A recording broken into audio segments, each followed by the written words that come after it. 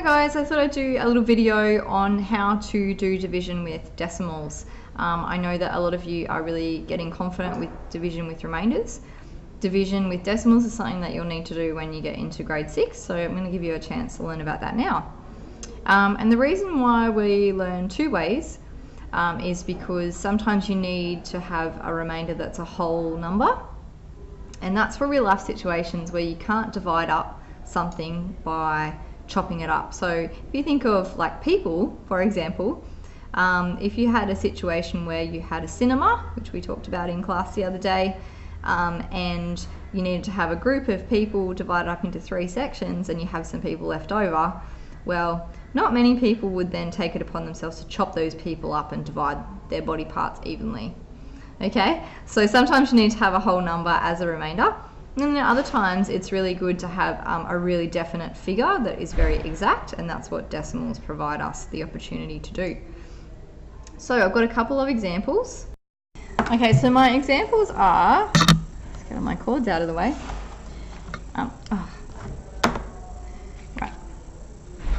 My examples are 2,783 divided by 4, and then we've got 89,103 divided by 2 as well.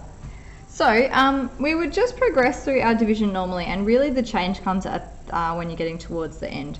Okay, so 4 into 2 goes 0. So write 0 above. And then because we didn't use this 2, we've got 4 into 27, and that goes 6 times.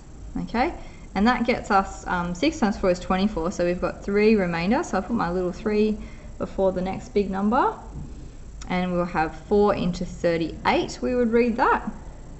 And that would give us 9, because 9 times 4 is 36. So I've got 2 remainder.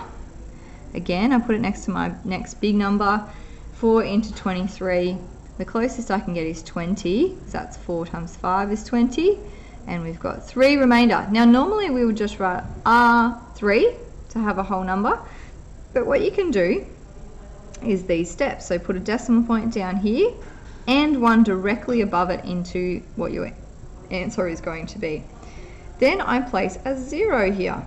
Okay, now remember I had 4 times 5 is 20, so I had 3 remainder, so I write my 3 next to the big number, and it's really just the same process after that. So 4 into 30 goes 7 times. 7 times 4 is 28, and then I have 2 remainder because I didn't quite get to 30, and so I put another 0. 4 into 20 goes 5. Exactly.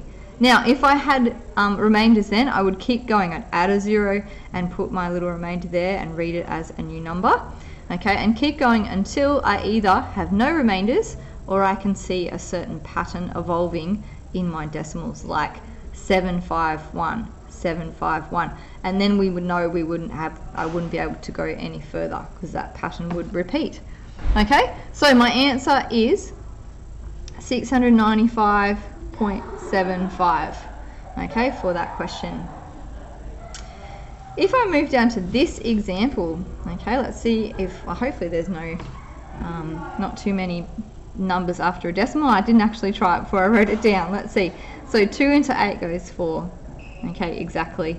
2 into 9 goes 4 as well, and with 1 remainder because that is 8. So I put my remainder here next to my next big number. 2 into 11 is 5 with 1 remainder. 2 into 10, of course, is 5, exactly. 2 into 3 goes once, and I have 1 remainder. So I put my decimal point. Really important, you don't forget to put it in your answer as well, as in the question. 0 down, and I had 1 remainder.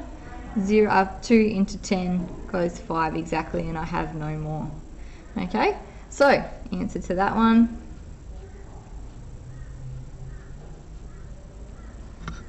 44,501.5.